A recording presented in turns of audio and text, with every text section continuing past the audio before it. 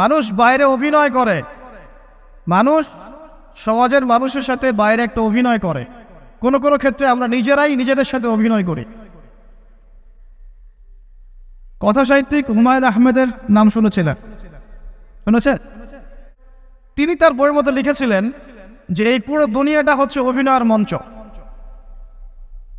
কথা সাহিত্যিক তিনি বলছেন তার মতো করে এই পুরো দুনিয়াটাই অভিনয়ের মঞ্চ, আর আমরা সবাই নিজ নিজ জায়গায় অন্যের সাথে অভিনয় করছি।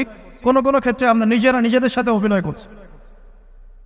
তিনি বলছিলেন আমরা সবাই অভিনেতা, আর সবচেয়ে বড় অভিনেতা হচ্ছে পলিটিশিয়ানরা, কারণ তাদেরকে অনেক বড় মঞ্চ অভিনয় করতে হয়।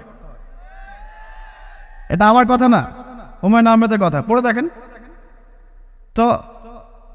আল্লাহ পাক পাঠিয়েছেন তার ইবাদত করতে, আর এই বস্তুবাদী জগৎ আমাদেরকে ভুলিয়ে দিল কিভাবে?